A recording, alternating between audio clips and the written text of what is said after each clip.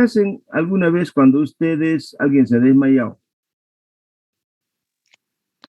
Le hacemos aire, ya sea con Lo alguna hoja ventilan, ¿no o... ve?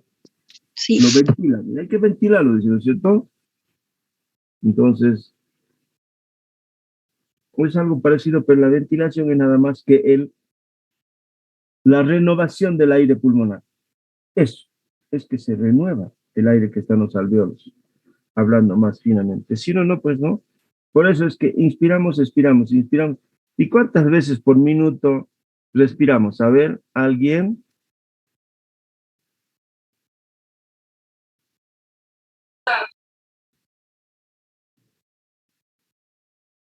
Vamos. Su nombre primero. Están controlando, están contando, ¿no? Pícaros. A grosso modo, vamos, ¿cuántas veces respiramos por minuto? Normalmente. De 8 a 16 respiraciones, doctor. No, de 8 a 10, con 8 respiraciones por minuto usted ya se va a morir. Entre 14 a 18 mínimo, hasta 20 si quiere. Por debajo de 14, malo. Por encima de 20, malo, porque ya hay una hiperventilación. ¿Ya? Entonces, eso hace, esas 18 respiraciones que tenemos en un minuto permiten la ventilación pulmonar. Pero de nada serviría porque ventilemos, ¿no es cierto? Que metamos y saquemos aire. ¿Qué tiene que haber? Esto que están viendo acá. Difusión del oxígeno y del CO2 de carbono entre los alvéolos y la sangre. Ahí van a ir entendiendo la función respiratoria de la sangre, ¿no es cierto? Dice difusión del oxígeno y del CO2 entre los alvéolos y la sangre. Ya cuando veamos el ciclo del oxígeno y el ciclo del CO2 vamos a entender de dónde a dónde difunde el uno y de dónde a dónde difunde el otro, ¿no es cierto? Pero para que esto se cumpla, la difusión, la eliminación, si quieren, la introducción del oxígeno, la eliminación del CO2, ¿qué tiene que haber? Tiene que haber un transporte de estas sustancias del oxígeno desde afuera a través del aire atmosférico hacia el alvéolo y la eliminación del CO2 desde el alvéolo hacia afuera, ¿no? ¿En qué se transforma eso después cuando ya han salido del tejido, ¿no es cierto? Por ejemplo, ¿cómo hace el dióxido de carbono desde el alvéolo para llegar hasta la célula del pulpejo del dedo índice? Viaja a través de la sangre y los líquidos corporales en el intestino, ¿no es cierto? Entonces, a través de la sangre a las células. Y desde allí sale el CO2. Y para que todas estas funciones, ventilación, difusión, transporte de oxígeno, de gases respiratorios, entre en un estado de equilibrio, tiene que haber una regulación de la ventilación y de otras fases de la respiración a través del aparato respiratorio. Por ejemplo, una cosa fácil. Ustedes corren 100 metros y automáticamente esa frecuencia que hemos dicho hace rato, entre 14 y 16, se va a subir a 20. Se va a acelerar el pulso, la sangre va a circular más rápido, vamos a tener una respiración más profunda. Entonces, miren ustedes, esta es la lógica, ahora vayan entendiendo porque cuando nos cansamos y corremos, respiramos más rápido, ¿no es cierto? Pero, para que esta ventilación pulmonar exista, o sea, para que el aire de los pulmones se renueve constantemente, tiene que haber una mecánica. Es la mecánica de la ventilación pulmonar. ¿Y quién interviene ahí? Esto ustedes ya han llevado en anatomía.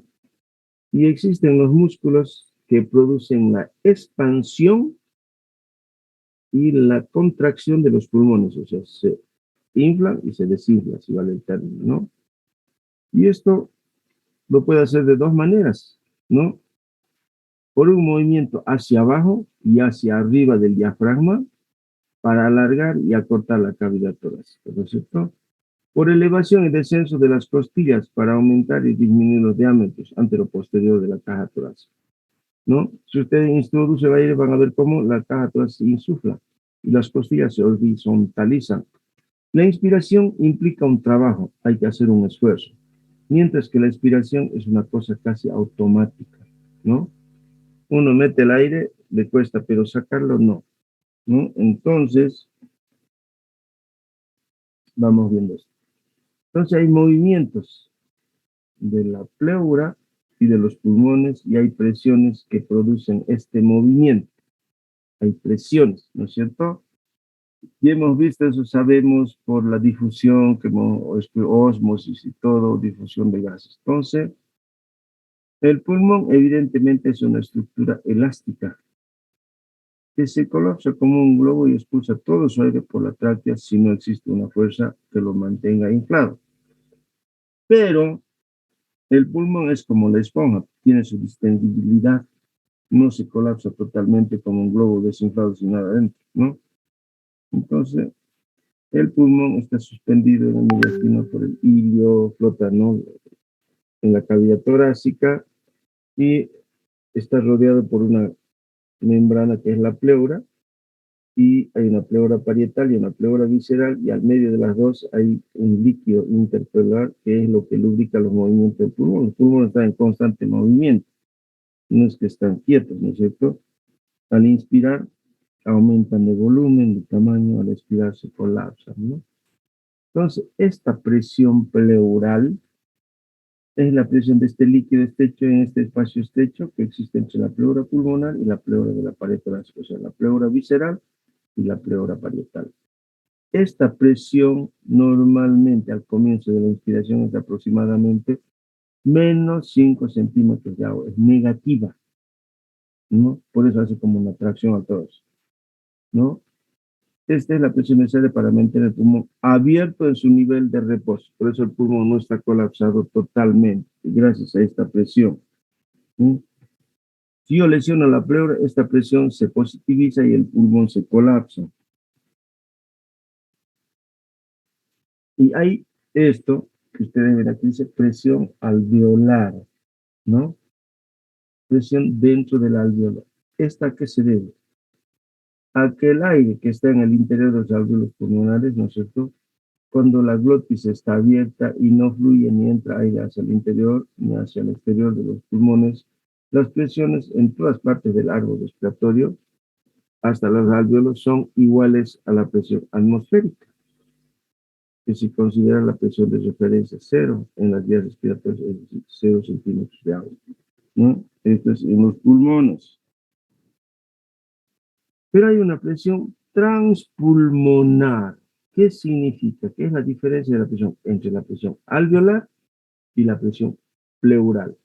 El alveolo es la parte de la cavidad respiratoria más pequeña, los sacos alveolares y los alveolos, ¿no? Y la pleura es la que cubre.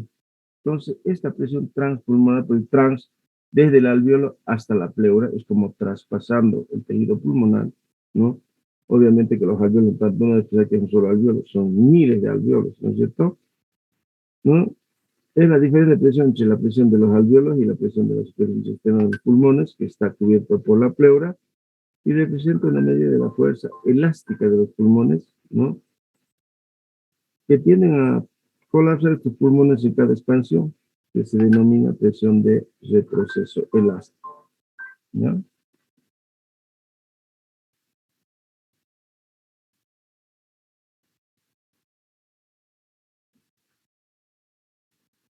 Y hay alguna propiedad que tiene el tejido pulmonar que es importante que ustedes la sepan, que es la distensibilidad. Esto es importante, ¿no es cierto? Si ustedes alguna vez han ido al mercado para comprar, vulgarmente se le llama bofe, ¿no es cierto? Compran para el gatito, bueno, para lo que quieran. ¿Qué significa esto? Es el grado de expansión de los pulmones por, ¿no?, un incremento de la presión transpulmonar que se denomina distensibilidad, ¿no? Esta distensibilidad en ambos pulmones en el ser humano adulto tiene un promedio de 200 ml de aire por centímetro de presión transpulmonar. Es el aire que suele existir. El pulmón no se vacía del todo, no se evacúa. Entonces, esto se ha podido medir, se ha podido diagramar para tratar de saber qué es lo que pasaba, porque los pulmones son como una esponja, algo así, ¿no es cierto? Ustedes comprimen la esponja y retiran el dedo y vuelve a su posición normal. El pulmón igual, ¿no? Entonces, este diagrama muestra la distensibilidad de los pulmones no aislados y que presenta dos curvas que se denominan curva de distensibilidad inspiratoria y curva de distensibilidad expiratoria, ¿no? Y el diagrama completo de distensibilidad nos da la distensibilidad de los pulmones, ¿no? Cuánto se expanden, ¿no?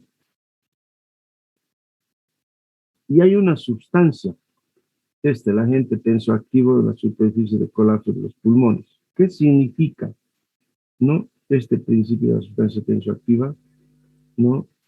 Porque en los pulmones hay agua y en los alvéolos también. Cuando el agua forma una superficie en el aire, ¿no es cierto? En el aire, ¿te han visto? Las moléculas de la superficie del agua experimentan una atracción especialmente fuerte y son como las gotitas entre sí, ¿no es cierto? Y se forman las gotas, ¿no? Y en el que se forman las gotas, te han visto un chorro y hay una, lo que decimos casi, no como burbuja, ojo, porque eso es aire, pues este líquido se forma. Entonces, ¿qué hace a este agente tensoactivo? ¿Qué función tiene? ¿No? Este agente tensoactivo en la superficie del agua, lo que significa que reduce notablemente la tensión superficial del agua, la tensión, ¿no? Esta sustancia, este agente tensoactivo, está segregado por las células epiteliales, ¿no? En los pulmones, que son efectos especiales de un consciente, más o menos el 10% en la pared de los alvéolos, ¿no? Y estas células contienen inclusiones de lípido, que se denominan células epiteliales alveolares de tipo 2. Como información, ustedes no hacen exacto. Por lo tanto, ¿qué hace la caja torácica? Entonces, la caja torácica tiene sus propias características elásticas y de viscosidad similares a los pulmones. Incluso, si no hubiera pulmones en el tórax, se requeriría una fuerza muscular fuerte para expandir la caja torácica. No es que se deja expandir fácilmente, ¿no? Entonces ahí, para ver esto, y aquí vamos a dejar ya, que ahí cómo se puede determinar los volúmenes y las capacidades pulmonares. ¿Qué significa? ¿Cuánto de aire entra y sale en un determinado momento? Si al inicio, si al medio o si al final de una expiración, si en estado de reposo, en estado de esfuerzo, ¿no? Entonces, estos volúmenes son un método sencillo para estudiar la ventilación pulmonar, ¿no? Que registra el movimiento del volumen de aire que entra y sale de los pulmones, lo que se denomina la espirometría, o sea, poder medir cuánto entra y cuánto sale, se llama espirometría. Y la espirometría nos va a decir cuál es el volumen máximo de inspiración, el mínimo, cuál es el volumen corriente que vamos a ver a continuación, y con eso vamos a terminar la clase, ¿no? Entonces, primero vamos a hablar de la distensibilidad, ¿no es cierto? Esto ya estamos repitiendo. Esta dentro del sistema completo se denomina expansión o expandiendo los pulmones de una persona que está totalmente relajada, anestesiada, ¿no? Y para hacer esto, ¿qué se hace? Se da una fuerza de entrada de aire en los pulmones en pequeñas cantidades más, ¿no es cierto? Porque a medida que se va llenando, va entrando menos, y se va registrando constantemente la presión y la cantidad de aire que entra, los volúmenes, ¿no es cierto? El aire se mide en litros, ¿no? Entonces, para que suceda esto, tiene que haber un trabajo. Hasta para respirar es trabajo, por eso se llama trabajo respiratorio, ¿no? Esto que les decía hace un rato, la inspiración tiene una función de utilizar energía, de hacer esfuerzo. A ver, ustedes inspiren mientras más cansados, mientras más frecuente, mientras más profundo respirarán, van a sentir como que en un determinado momento se cansan. Pero este trabajo de inspiración se divide en tres fracciones. Primero, ¿no? Es el trabajo requerido para expandir los pulmones en contra de las fuerzas elásticas del pulmón. El pulmón no es que está flácido y que se deja distender, no. Necesitamos una energía, un trabajo para expandir los pulmones, ¿no? Y del tórax, que se denomina trabajo de distensibilidad o trabajo eléctrico. El otro trabajo es requerido para vencer la viscosidad de los pulmones y de las estructuras, ¿no es cierto? ¿No? De la pared torácica, que se denomina trabajo de resistencia tisular. Y el otro es el preciso para vencer la resistencia de las vías respiratorias durante el movimiento del aire a los pulmones. Esto es. Entonces hay un trabajo requerido para expandir los pulmones, ¿no? El trabajo requerido para vencer la viscosidad y el preciso para vencer la resistencia de las vías respiratorias. Eso es, de esos tres elementos está constituido el trabajo respiratorio. Entonces, aquí vamos a ver que obviamente pues, se requiere una energía para la respiración. No es tan sencillo decir, no, yo respiro 20 veces, 30 veces, 50 veces, dependiendo de qué. Entonces, durante la respiración normal, solo el del 3 al 5% del total del gasto energético corporal se consume en el proceso ventilatorio. Eso es en la respiración normal, cuando no estamos en esfuerzo. Pero ¿qué pasa? Durante un ejercicio intenso, esta cantidad requerida de energía aumenta hasta 50 veces más, especialmente si la persona tiene algún grado de aumento de la resistencia de todos los tres factores que hemos descrito hace rato, de las vías respiratorias o disminución de la sensibilidad pulmonar o alguna enfermedad mira, ¿no? Cómo esto cambia, ¿no? Entonces, y llegamos aquí, que es el espirómetro básico típico. Esto no simplemente les doy como información, porque ustedes no van a hacer una espirometría, eso es trabajo de los neumólogos, ¿no? Entonces,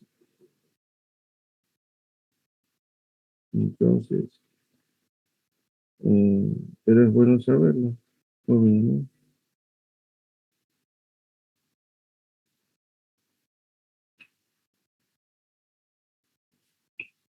Entonces, el espirómetro básico está formado, ¿no?